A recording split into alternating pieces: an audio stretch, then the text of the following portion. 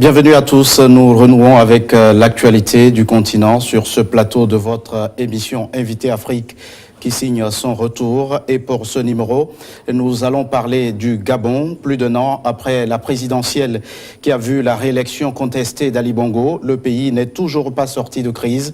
La nouvelle pomme de discorde, le projet de révision constitutionnelle proposé par le gouvernement.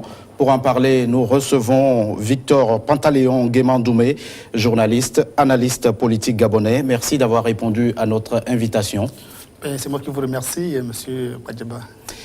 Pantaleon Victor Nguema-Ndoumé, vous vous faites appeler aussi président du mouvement politique, le 2e arrondissement en marche. Pourquoi? Oui, c'est la volonté des fils de mon arrondissement de pouvoir prendre leur destin en main. Parce qu'aujourd'hui, il n'est plus question de continuer à soutenir des partis politiques qui n'ont rien apporté à notre arrondissement. Donc aujourd'hui, les fils et les filles de mon arrondissement ont pensé qu'il était temps que nous-mêmes prenions notre destin en main. Prendre leur destin en main, ça veut dire quoi? Ça voudrait dire que nous approchons des législatives dans bientôt. En 2018. En 2018. Donc maintenant, je crois que nous allons présenter nous-mêmes des candidats à cette élection. Victor Nguema, candidat aux législatives? Je crois que ça serait possible, oui.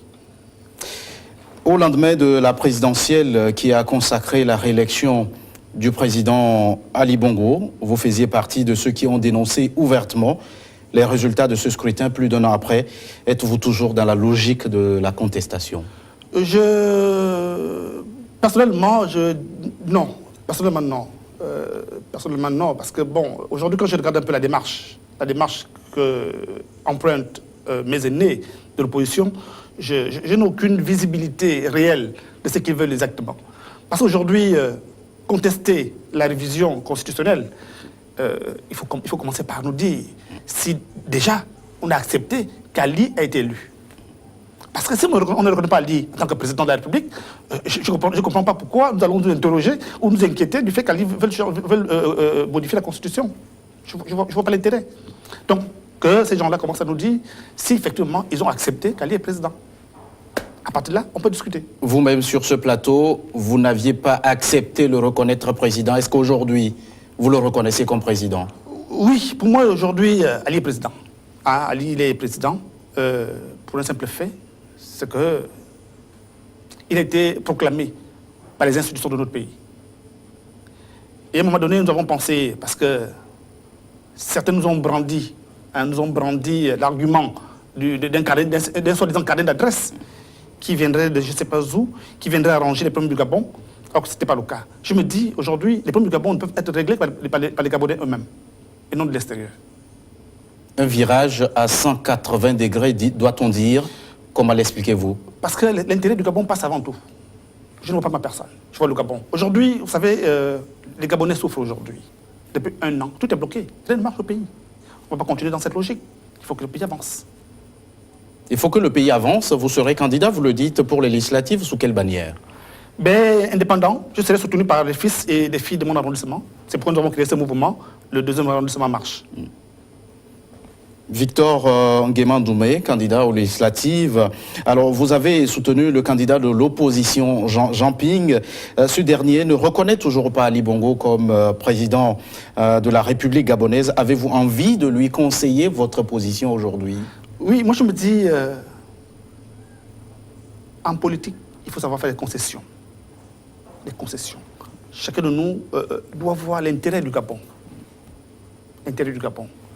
Vous savez, ça nous a coûté un peu lors de cette élection que nous avons contestée, peut-être maladroitement, que l'on dise des choses telles qu'elles sont. La politique ne se fait pas dans des chambres, ou alors dans les bistrots, ou alors par les grandes déclarations. Qu'est-ce qui vous fait dire que cette contestation était maladroite? Parce que je crois qu'à un moment donné, on a un peu faussé sur notre campagne au départ. Or que la campagne doit être le reflet des résultats. Or qu'avant les présidentielles, nous avons passé plus de temps à critiquer Ali, à contester sa nationalité, ses origines, que d'aller en campagne. Et, ma foi, ça coûte, hein, vous savez, en politique, si vous ne faites pas la campagne réelle sur le terrain, mais ne vous attendez pas, même que vous soyez le plus beau, le plus bel homme ou le plus intellectuel, c'est pas ça qui paye en politique. La politique, c'est le terrain. Il faut aller vers le peuple, il faut les populations. Vous avez la même erreur aujourd'hui, elle est en train de se répéter. Aujourd'hui, on est en train de distraire les gens avec cette révision constitutionnelle. Or, nous approchons les élections législatives. Aujourd'hui, l'opposition ne sait pas exactement. Ils sont encore divisés. Ceux qui disent qu'il faut y aller, ceux qui disent on ne va pas. Il va arriver un mois avant les législatives, les gens vont commencer à se désigner candidats. Et vous voyez un peu ce que ça cause. Ne craignez-vous pas, Victor Nguema, d'être taxé d'avoir été acheté par le parti au pouvoir ou de faire le jeu du PDG? Oui, nous sommes habitués à ça. Nous sommes habitués à ça. Aujourd'hui, au Gabon, lorsque vous ne partagez pas la même vision que Jean Ping, vous êtes taxé de tout. Vous êtes le diable. Hein, vous êtes le diable. Ça, je m'attends à ça. Ça, je le sais que c'est comme ça. Désormais, chez nous, c'est ça. Si vous ne partagez pas la même vision que Ping, vous êtes un diable. Et j'assume. Avez-vous le sentiment que cette analyse que vous faites aujourd'hui de la vie politique au Gabon peut être partagée par certains de vos anciens collègues de l'opposition? Ceux qui sont de bonne foi, oui. Ceux qui sont de bonne foi. Mais ceux qui continuent à être dans le néant, ils ne comprendront pas très vite. Mais peut-être ils comprendront. Peut-être ils comprendront. Parce que ça fait un an, ça fait plus d'un an aujourd'hui qu'Ali était... C'est pour dire que ceux qui continuent de contester la réélection d'Ali Bongo sont de mauvaise foi. Je crois qu'il est temps que les gens se réveillent un peu. Je crois qu'il est temps que les gens se réveillent un peu. Moi, j'appelle par contre tous ceux de ma génération qu'ils comprennent que nous avons passé tout ce temps, beaucoup de temps, trop de temps à soutenir nos aînés là. Je crois qu'il est temps que nous, ceux de ma génération, que nous prenions les choses en main. Parce que c'est temps que nous allons continuer à nous mettre derrière ces gens. Parce que le Gabon était géré pendant 42 ans avec le président Bongo. Le président Bongo, Ondimba, n'était pas seul. Il était avec tout ce monde-là. Tous ceux qui aujourd'hui qui se réclament de l'opposition ont été avec Bongo. Donc tous les mésaventures que le pays connaît aujourd'hui, ils en font partie. Il ne suffit pas de s'appeler opposant pour être un saint. Je dis non. Je dis non. Vous êtes jeune par votre âge et vous vous engagez en politique. Vous nourrissez l'ambition d'un renouvellement de la classe politique gabonaise. Je crois que c'est ce qu'il faut pour mon pays aujourd'hui. C'est ce qu'il faut pour mon pays aujourd'hui. Il faut renouveler toute la classe politique. Je pense qu'Ali Bongo l'a compris. Ali Bongo l'a compris parce que, vous savez, même si vous n'aimez pas quelqu'un, mais lorsqu'il fait quelque chose de bien, il faut le reconnaître. C'est lorsqu'Ali Bongo arrive au pouvoir que nous avons vu au Gabon des gens nommés directeurs qui n'appartenaient pas à une famille déjà connue, qui sortaient de nulle part. Nous avons vu des ambassadeurs qui, par leur talent, ont été choisis par le président de la République, tout simplement. Ce n'est pas parce qu'ils appartiennent à la famille de X ou d'Y. Ou alors ce n'est pas parce que les gens qui n'ont jamais été dans le PDG. Mais Ali les a choisis compte tenu de leur talent. Tout simplement. Mais c'est ce qui n'était pas le cas avant. Ces gens-là, aujourd'hui, qui se réclament de l'opposition, ce sont eux qui ont partagé le Gabon. Ils ont morcelé le Gabon. Chacun était un petit roi dans son coin. Dans son village, c'était le petit roi. Tout ce monde-là, aujourd'hui, qui disent aujourd'hui opposants, c'était le petit roi. Moi, dans mon arrondissement, dans le 2e arrondissement, mais tu ne peux pas avoir un poste de responsabilité si tu ne passes pas par le leader qui était là, qui est monsieur, enfin je ne sais pas s'il faut que je donne son nom. Est-ce que vous avez le sentiment aujourd'hui que ce népotisme que décriait l'opposition depuis des années est fini sous Ali Bongo?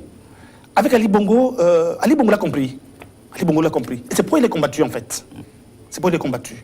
Parce que tout ce monde-là aujourd'hui qui se réclame de l'opposition, c'est les gens, c'est les revanchards. C'est les revanchards. Tout simplement parce qu'ils ont perdu leur privilège. N'est-ce pas? Mais ils ne font pas ça pour le peuple gabonais. Je doute fort. Ce n'est pas pour le peuple gabonais qui lutte. Tous ceux-là qui se disent aujourd'hui opposants ont tous une histoire. Tous avaient des ambitions. Mais là, ça l'est arrivé, malheureusement pour eux. Jean Ping aujourd'hui, quand il était à l'Union africaine, il a bien adoubé Ali Bongo. En 2009. Il a bien reconnu la victoire d'Ali Bongo. Lorsqu'André Bobam pleurait sa victoire. Mais Jean Ping, aujourd'hui, qui se dit opposant, qui se dit lutter pour le peuple gabonais, a bien adoubé Ali Bongo. Tous ceux-là aujourd'hui, beaucoup ont traversé. L'ancien président de l'Assemblée nationale, en 2009, il avait dit... Guy Zubandama. Il avait dit tout sauf les femmes. Tout sauf les femmes. Moi, je suis femme. Il avait tout sauf les femmes. Donc, il ne fallait pas soutenir un candidat femme. Ce n'était pas possible. Pour lui. Aujourd'hui, comme M. Guy Zubandama s'est dit opposant aujourd'hui, il devient saint. Ah, mais ça, je dis non. Alors, plus d'un an après cette élection présidentielle qui a consacré la victoire d'Ali Bongo. Comment vous voyez le Gabon aujourd'hui? Moi, je me dis, mon pays va très mal. Mon pays va très mal. Et si nous ne prenons pas aujourd'hui le courage à deux mains pour dire stop, fini la récréation, je suis un peu inquiet que les lendemains, pour nos petits-enfants, seront très défavorables. Le pays va mal, il souffre de quoi? Ben, de ces hommes. Parce que les hommes manquent de volonté. C'est des égoïstes, tout simplement. Les gens qui ne pensent qu'à eux-mêmes. Des hommes du pouvoir ou de l'opposition? Mais aujourd'hui, c'est les mêmes qui est opposant. Est-ce qu'il y a une véritable opposition chez nous? Tout ce monde aujourd'hui qui se déclare de l'opposition, ce sont eux qui ont causé cette tragédie. Ils ont passé 42 ans avec Bongo Père. Jean Ping n'est pas opposant? Mais Jean Ping, je vous dis, c'est les mêmes personnes. Parce qu'il a fait partie de la famille politique de l'actuel président. Pendant 42 ans, ces mêmes personnes ont été avec Bongo Père. Donc ce que nous vivons aujourd'hui, ce n'est pas créé par Ali Bongo. Ce n'est pas créé par le nouveau régime en place. Non. C'est les mêmes mots que nous décrions depuis bien longtemps. En 1993, lorsque nous avons eu un opposant charismatique, Babou Solo, les mêmes personnes. Quand Babou Solo gagnait les élections présidentielles de 1993, c'est les mêmes personnes qui ont volé la victoire de Babou Solo. Ils étaient là. Pantaleon Victor Nguema-Ndoumé, la nouvelle pomme de discorde aujourd'hui, c'est ce projet de révision constitutionnelle proposé par le pouvoir. L'opposition dénonce un projet qui vise à faire du Gabon une monarchie. Quel regard vous portez sur cette révision constitutionnelle annoncée? Non, c'est un grand mot, ça. C'est un grand mot. Je pense que personne aujourd'hui au Gabon n'a l'ambition ou l'intérêt à ce que le Gabon devienne une monarchie. Même pas Ali Bongo. Je ne suis pas dans ses pensées, mais je ne pense pas que c'est dernier, même si je ne l'aime pas. Je ne l'aime pas parce que, en tant qu'Ali, en tant qu'homme, non, c'est un être humain comme moi. Je l'aime bien en tant qu'être humain. C'est vrai que nous ne partageons pas la même vision politique, tout simplement. Mais même si vous n'aimez pas quelqu'un, c'est pas tout ce qu'il fait. Vous allez tirer dessus. La révision constitutionnelle aujourd'hui, je pense que c'est un grand mot. Parler de monarchisation du Gabon, c'est pas possible. Personne n'en voudra. Je sais qu'au sein du PDG, il y a des nationalistes. Qu'est-ce qui vous conforte dans votre position?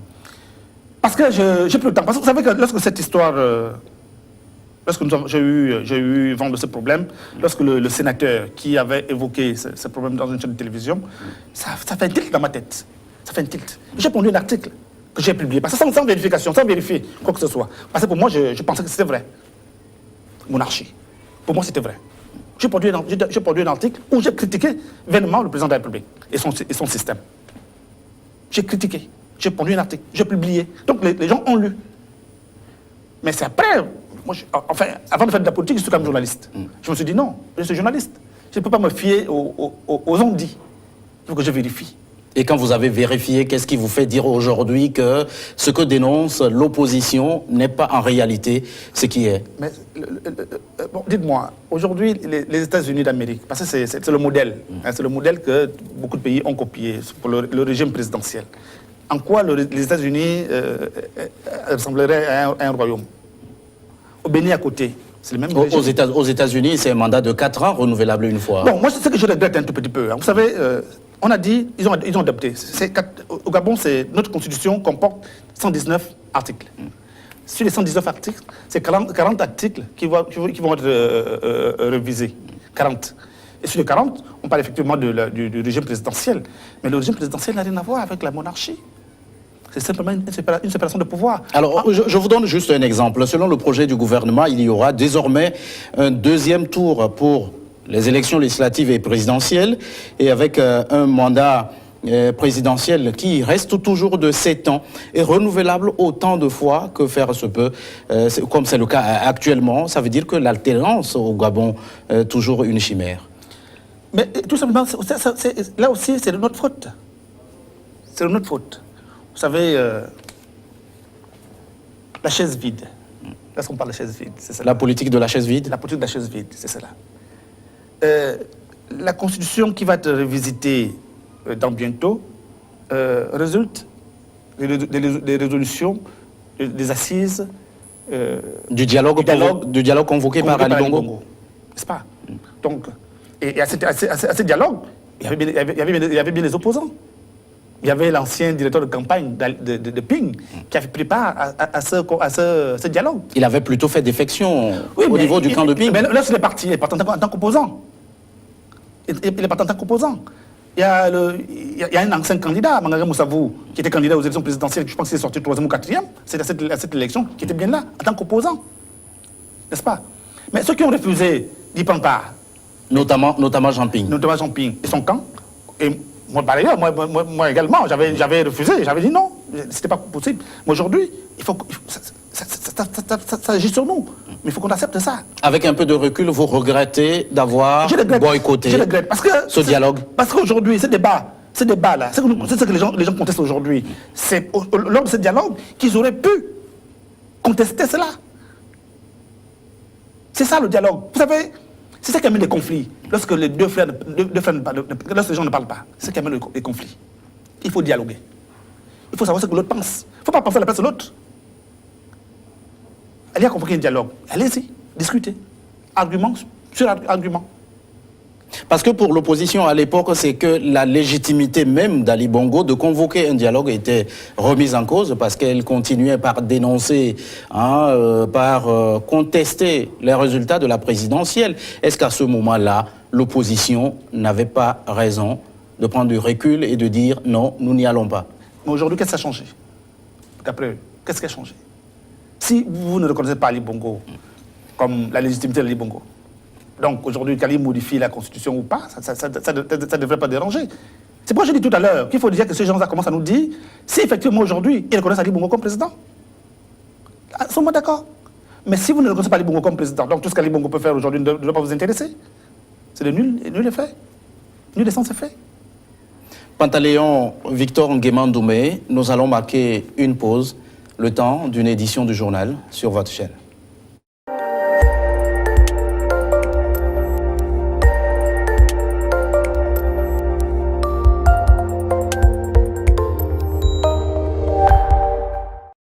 Seconde partie de cette émission Invité Afrique avec Pantaleon Victor Nguema-Ndoumé, journaliste, analyste politique gabonais. Alors, révision constitutionnelle qui fait polémique au Gabon, dans votre pays. Le mandat présidentiel reste toujours de 7 ans et renouvelable autant de fois que faire se peut. Le pouvoir gabonais n'est-il pas en train de passer à côté de l'essentiel? Moi, je regrette quand même un tout petit peu ce fait. C'est le seul fait que je regrette un tout petit peu. Mais c'est comme je vous dis, que c'est de notre faute. C'est de notre faute. Il est un peu tard, aujourd'hui, que nous venons contester quoi que ce soit. Il est un peu tard. Ça a été déjà fait. Bon, maintenant, on attend au niveau de l'Assemblée nationale, que ça passe au niveau de l'Assemblée nationale. J'ai confiance à nos parlementaires. Je crois qu'il y a quand même assez de responsables dans cette Assemblée. Ils sauront lire entre les lignes. Mais aujourd'hui, contester ou dénoncer, je crois que l'heure n'est plus à la dénonciation. Il fallait prendre part au dialogue convoqué par Ali Bongo. À ce moment-là, on aurait pu contester ça depuis là. Aujourd'hui, quand vous voyez un peu, moi je me dis, je regrette un tout petit peu, parce que quand vous occupez quand même certaines responsabilités dans le pays, il faut avoir un peu de retenue.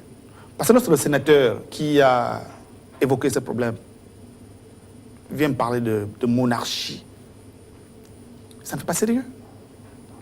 Parce que ça fait un tilt dans ma tête. Et je ne suis pas le seul. L'opposition ne peut s'en prendre qu'à elle-même, c'est ce que vous êtes en train de vouloir dire? Tout à fait.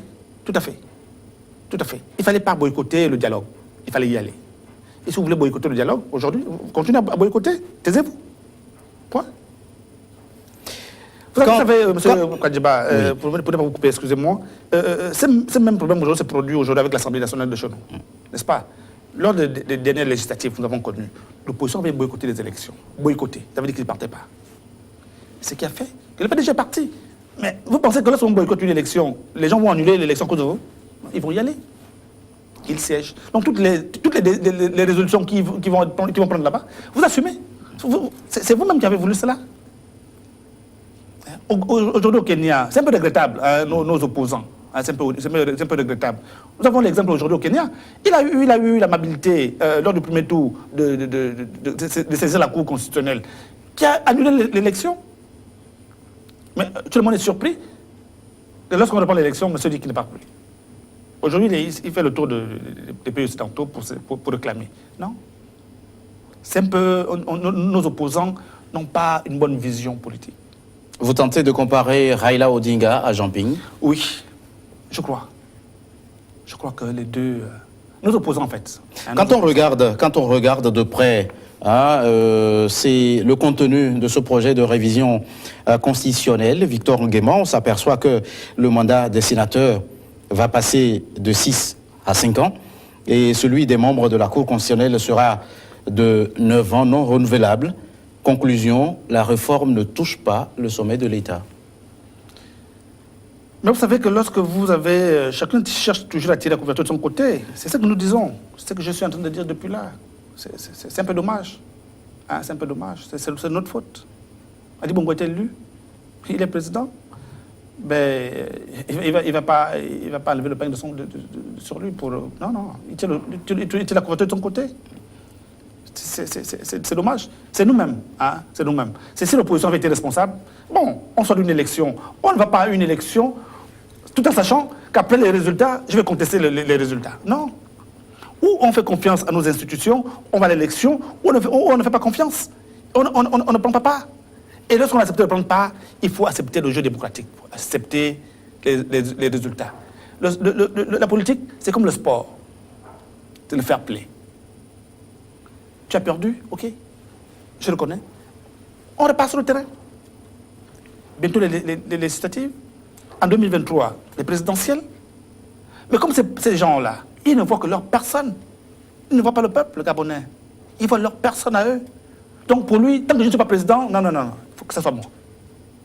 Victor Nguema, vous tentez de jeter le bébé et l'eau de toilette. Est-ce que concrètement, l'opposition gabonaise n'avait pas raison de contester les résultats de l'élection présidentielle? Non, pour vous, la page aujourd'hui est tournée? La page est tournée. Moi, je dis, on ne va pas à une élection présidentielle. On ne va pas à une élection, peu importe l'élection, tout en sachant qu'après ça, je vais contester. Non. Si vous acceptez de prendre part, c'est que vous faites confiance aux institutions de la République. Alors, focalisons nos regards sur le projet lui-même. Qu'est-ce que vous en dites? Est-ce qu'il satisfait à votre vision politique? Moi, je me dis, pour moi, il n'y a aucune différence entre un régime présidentiel et un régime semi-présidentiel. Parce que lorsque vous prenez, depuis que nous avions adopté ce régime semi-présidentiel, donc le régime parlementaire, lorsque vous prenez tous les premiers ministres qui sont passés par là, un à un, tous déjà aujourd'hui, ils sont tous dans l'opposition, prenez un à un dans ces premiers ministres, tous vous diront la même chose. Je n'ai jamais géré. Tous vous diront la même chose. Je n'ai jamais géré. Donc, en quoi... Le pouvoir toujours concentré au maître du président de la République. C'est toujours comme ça. Posez la question à l'un d'eux. Tous sont opposants aujourd'hui. Donc, pour vous, aujourd'hui, rien ne change? Pour moi, aujourd'hui, rien ne change. Rien ne change. Le plus important, que ce soit un régime présidentiel ou un régime semi-présidentiel, le plus important, c'est lorsque les institutions fonctionnent bien, les institutions.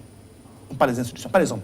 Lorsque les institutions, on a des institutions fortes, à ce moment, ça arrange. Peu importe Est-ce qu'on a la certitude d'avoir ces institutions fortes au Gabon? C'est ce que nous souhaitons aujourd'hui. C'est ce que nous souhaitons. C'est pourquoi je dis... C'est possible de les avoir au Gabon? Notre génération, oui. Notre génération, il est possible avec nous.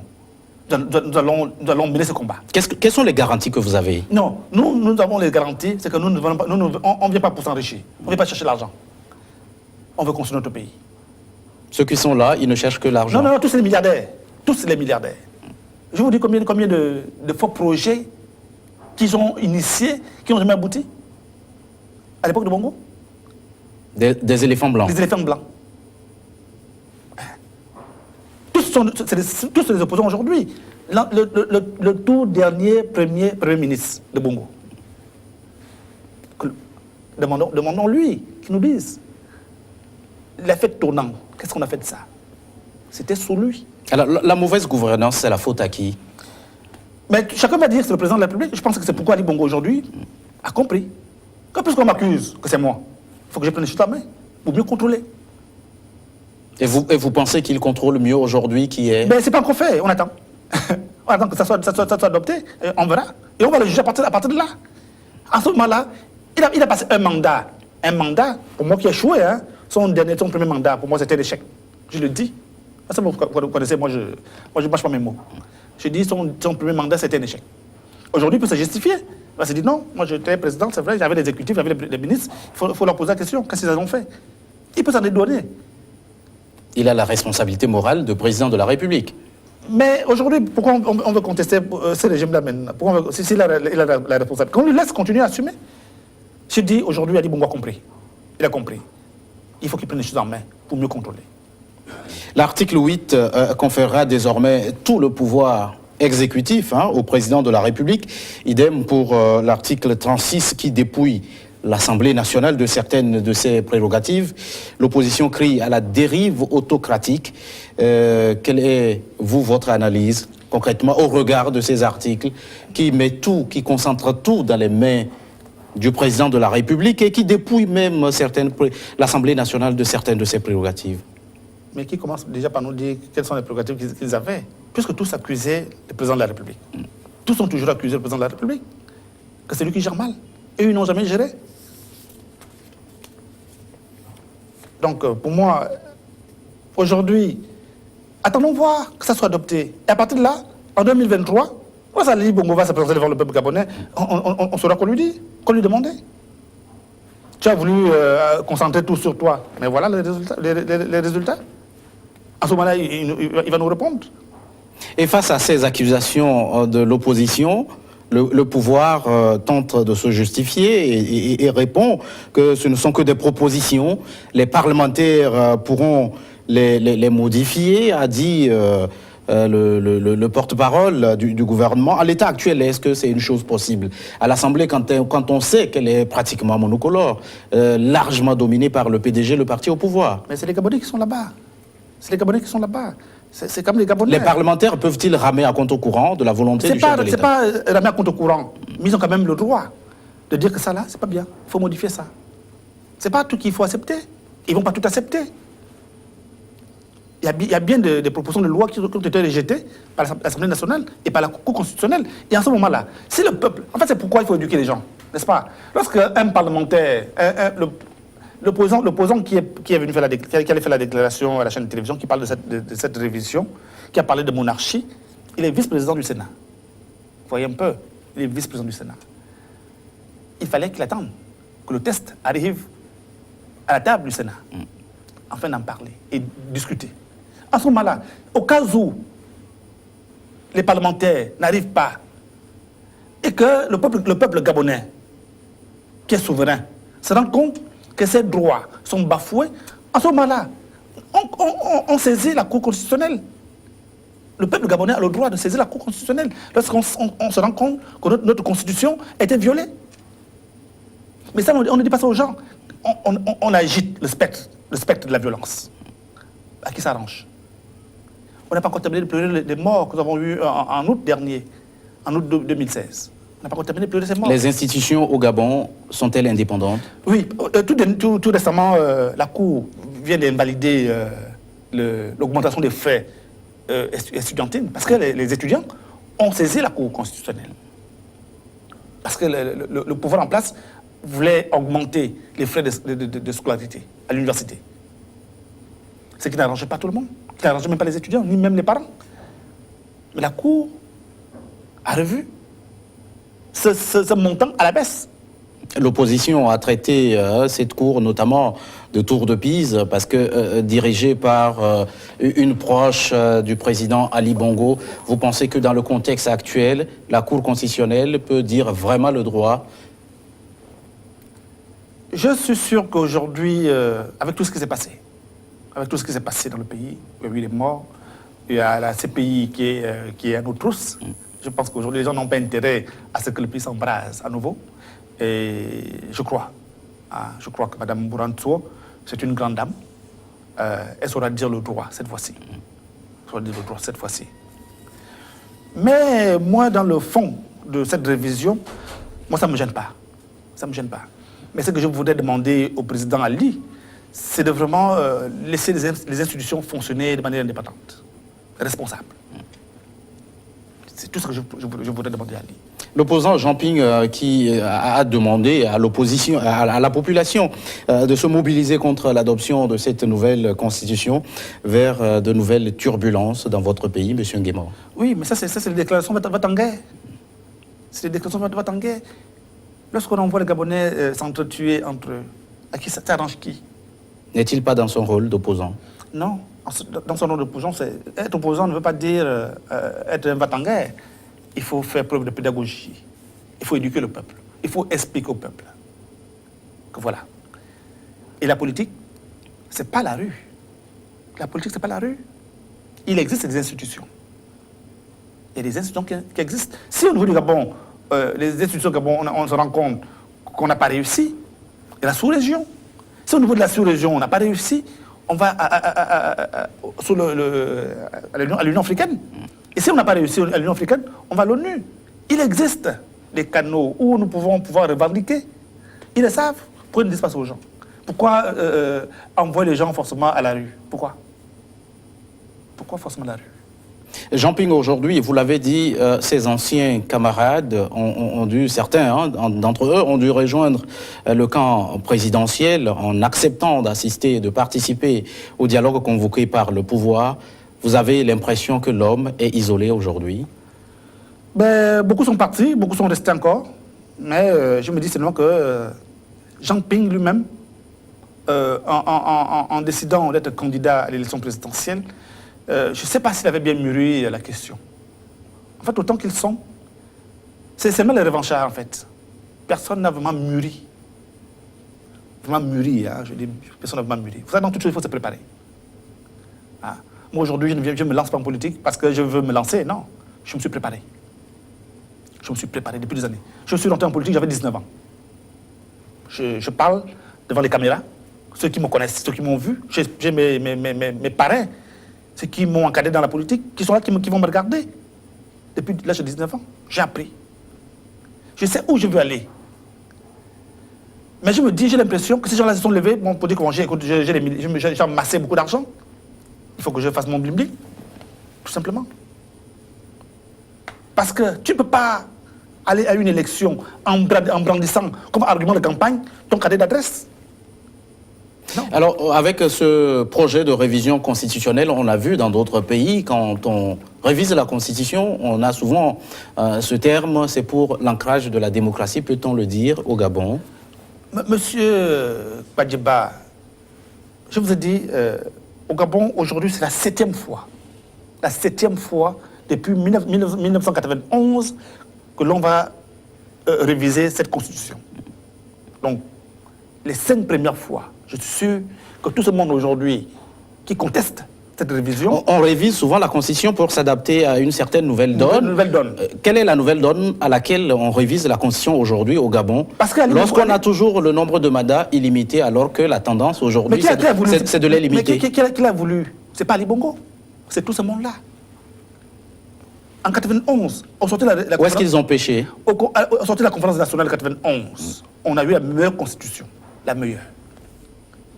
Mais après les élections présidentielles de 1993, mais c'est les mêmes personnes-là qui ont modifié cette constitution. C'est pas Ali Bongo. Ce sont ces mêmes personnes-là. À quelle fin? Ben, pour eux, il fallait satisfaire le président. Il fallait faire plaisir à Bongo Père. Il fallait faire plaisir à Bongo Père. C'est tout simplement. Donc ils ont taillé une constitution sur mesure pour lui. Mais quand Ali Bongo arrive, si ça l'arrange, il va regarder ça comme ça. C'est pas lui qui a modifié la constitution. C'est eux-mêmes, c'est les mêmes personnes. C'est les mêmes personnes aujourd'hui. Pourquoi ils réclament ça? Pourquoi? S'ils savaient que ça devait constituer une épine sous nos pieds après, pourquoi l'avoir adopté? Ils n'ont pas réfléchi à ce moment-là, quand ils le faisaient. C'est pourquoi je dis aujourd'hui, ceux qui sont aujourd'hui du camp du pouvoir, qu'ils fassent preuve de sagesse. Est-ce que cette sagesse, on ne peut pas l'attendre aussi du côté du pouvoir? C'est pourquoi je dis qu'il faut qu'ils fassent preuve de sagesse, qu'ils savent lire entre les lignes, qu'ils adoptent ce qui est adoptable. Il ne faut pas adopter des lois... Qu'est-ce que vous voyez dans cette sagesse? N'est-ce pas la limitation du mandat aussi? C'était possible, c'était souhaité. Nous l'avons souhaité. Nous avons souhaité la limitation du mandat, nous avons souhaité une élection en 2 tours, nous l'avons souhaité. Nous l'avons souhaité. Mais malheureusement, encore je dis, c'est de notre faute. Si moi, par exemple, je serais allé à ce dialogue convoqué par Ali, j'allais moi m'opposer à ce qu'il propose aujourd'hui. J'allais m'opposer. Mais aujourd'hui, je ne peux plus le faire. Je ne peux plus le faire. Ils ont tenu, on a toujours critiqué ça. Tout le temps, il y a les assises, il y a les dialogues, mais on ne voit rien aboutir. Aujourd'hui, Ali Bongo veut mettre en exécution ce qui a été adopté lors de ce dialogue, tout simplement. Pourquoi nous allons nous inquiéter ou nous interroger par rapport à ça? Non. On n'a pas voulu assister au dialogue. Aujourd'hui, bon, ça agit sur nous. Il faut assumer. Pantaleon Victor Nguema Ndoumé, merci d'être passé sur ce plateau. Je rappelle que vous êtes journaliste, analyste politique gabonais. Merci d'être passé sur ce plateau. C'est moi qui vous remercie. Et merci aussi à vous qui êtes restés à notre compagnie. Ce numéro de votre émission Invité Afrique est arrivé à son terme. À très bientôt pour un nouveau numéro.